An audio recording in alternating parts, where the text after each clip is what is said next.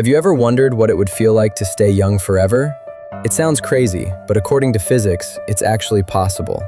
Of course, not without conditions. If you really wanted to stay young, there are two extreme scenarios where that could happen. First, you'd have to move at an incredibly high speed, close to the speed of light, which is basically impossible for humans. The second option is to be near an object with an enormous amount of mass, something so massive that it bends space and time itself. In that situation, time would run more slowly, and technically, you would age more slowly than everyone else. This is exactly what we see in the movie Interstellar. Near a black hole, time's gonna change for me. Time is relative, okay? It can stretch and it can squeeze. Every hour we spend on that planet will be 7 years back on Earth. The ideas behind Interstellar are rooted in one of the most important theories in the history of physics, relativity, developed by Albert Einstein. Through this theory, Einstein showed that space and time are not absolute. They can change and bend depending on the mass and energy of an object. Time is not absolute.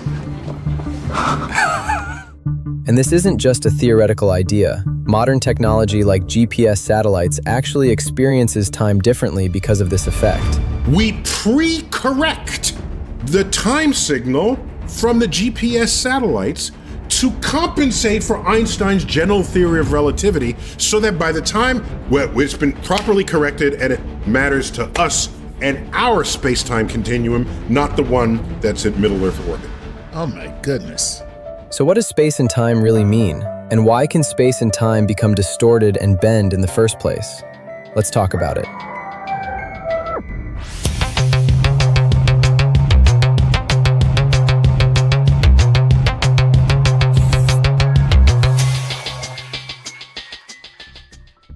Most of us are familiar with one of the most legendary stories in the history of physics, the moment when Isaac Newton was supposedly hit on the head by a falling apple. From that simple observation, Newton went on to formulate his theory of gravity, which he understood as a force of attraction between objects, determined by their mass and the distance between them. The greater an object's mass, the stronger the gravitational pull it exerts.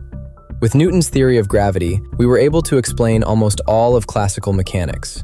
From why apples fall to the ground, to calculating planetary orbits, to predicting solar and lunar eclipses.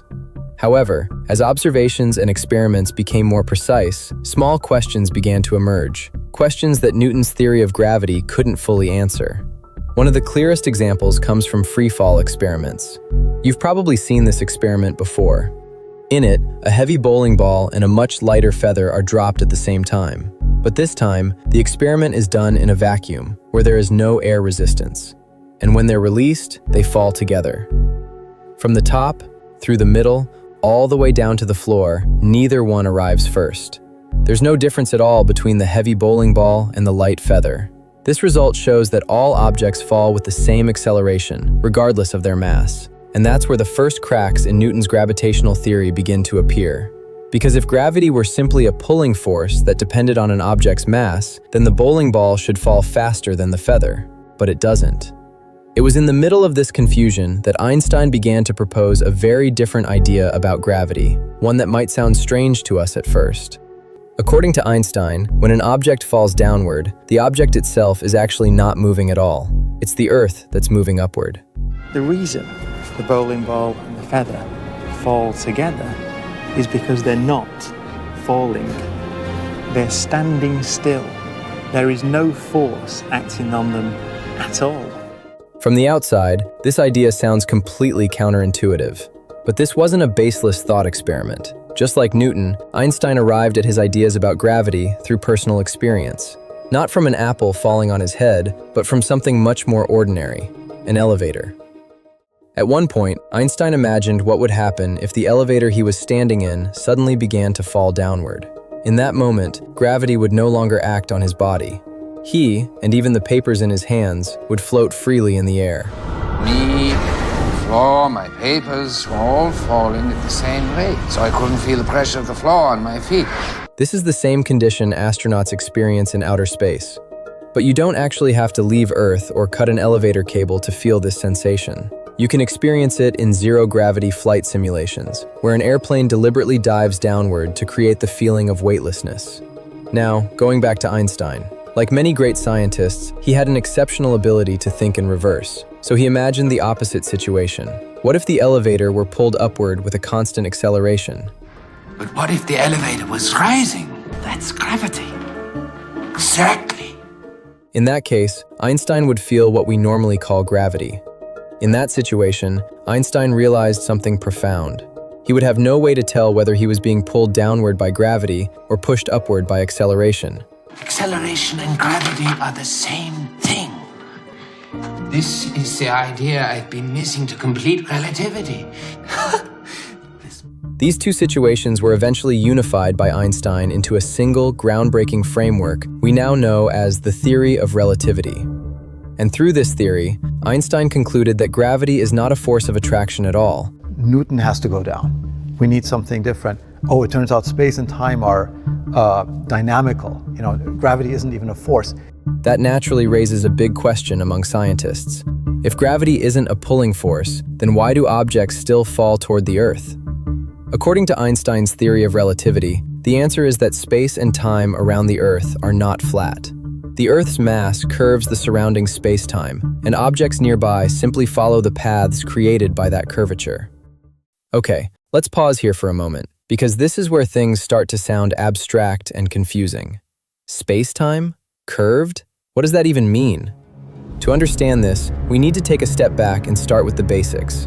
What do we actually mean by space? And what do we mean by time? In everyday life, we're used to living in three-dimensional space. We can move left and right, forward and backward, up and down. Mathematically, this is often described using three coordinates: x, y, and z. This is what we usually think of as space. But we can't forget about time. Time here isn't just the seconds ticking on a wristwatch. It's not about 60 seconds, 60 minutes, or 24 hours a day. That's simply how humans measure it. In this context, time means the order of events when exactly an object exists at a particular place in space. That's why in modern physics, space and time are not treated as separate things. They're combined into a single concept called spacetime. An object is never just somewhere in space. It is always there at a specific moment in time. So in reality, we don't live in a three-dimensional world. We live in a four-dimensional one, with time acting as the fourth dimension. We can think of space-time as something like a cube. Of course, this isn't a real cube. It's just a way to help us visualize something that's fundamentally abstract. Under normal conditions, this space-time cube is orderly and symmetrical. All of its sides, lines, and internal structure are straight and balanced. If an object moves through it, the object will travel in a straight line without being disturbed by anything. There's no matter, no energy, then space is flat, right? Which would mean that if you roll something, say a planet is moving through space, it goes on a straight line. Okay? But when a very massive object exists inside this cube, the structure begins to change. Not because the cube is being pulled or pushed, but because the rules of distance and time inside it are altered. The sides, lines, and internal structure that were once straight and balanced now become curved, all pointing toward the center of mass. As a result, any object that finds itself within this curved structure will move along the direction of that curvature. In this situation, the object isn't being pulled by a force. It's simply following the shape of space-time itself. This is how Einstein viewed gravity, not as a force of attraction, but as a consequence of space and time no longer being perfectly symmetrical around mass. That the sun, merely by virtue of being in space, warps the fabric of space, actually, and time. Because now if we take the Earth, right, and we set it in motion, it now goes into orbit because the fabric of space is nudging it around. And that, according to Einstein, is how gravity works, right? So, in struggling to figure out what causes gravity, then, Einstein has this great insight.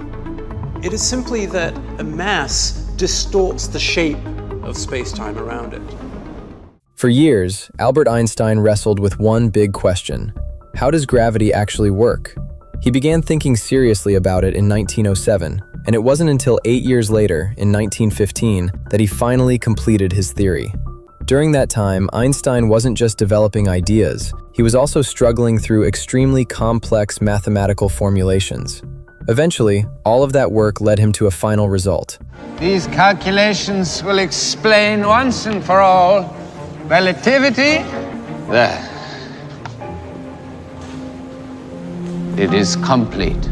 This is what we now call the Einstein field equations.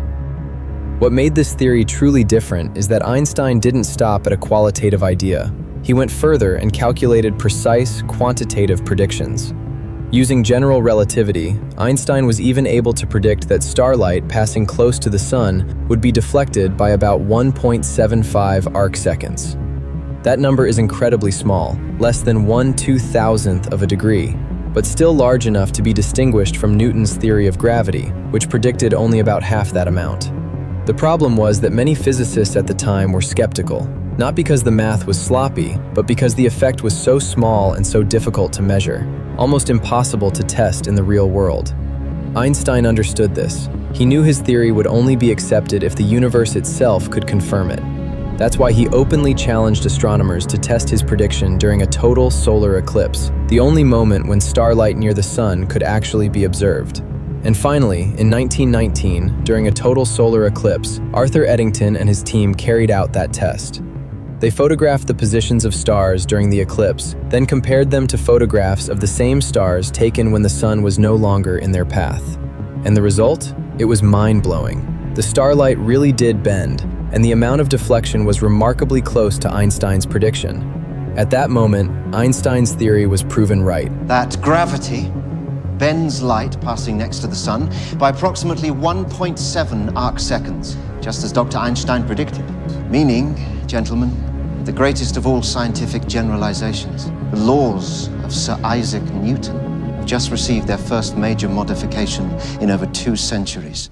And with it, our understanding of gravity and much of physics itself was fundamentally transformed, challenging ideas that had stood since Newton for centuries.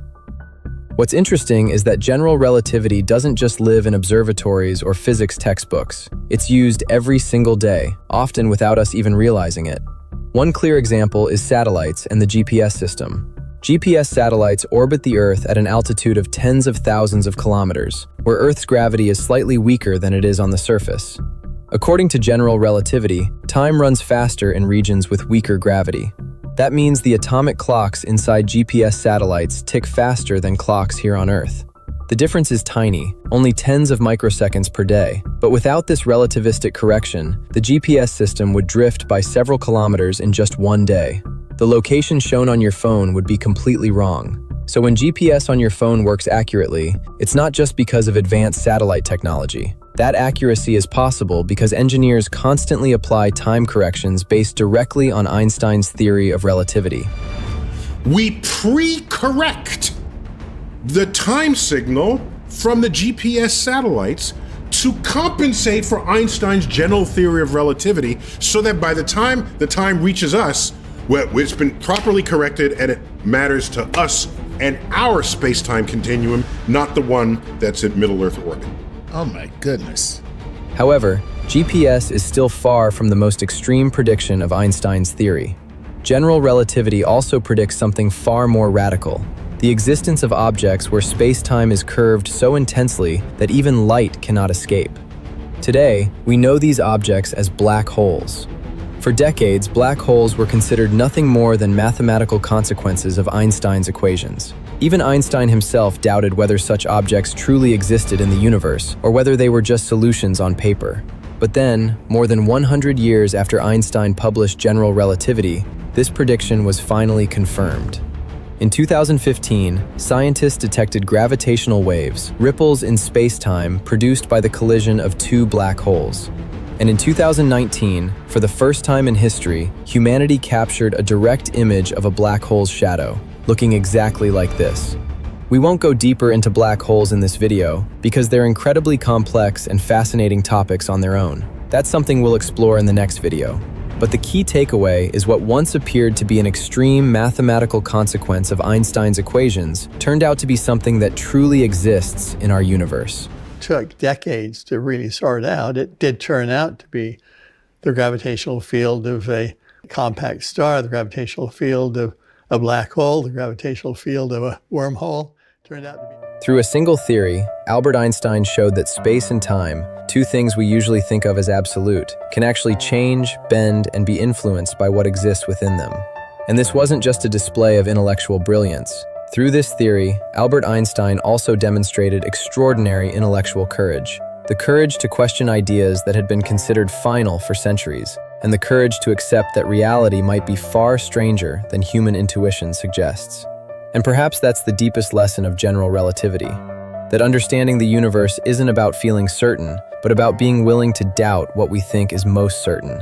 Because the deeper we look into space and time, the clearer it becomes that we are not just observers of the universe, we are part of the very same structure.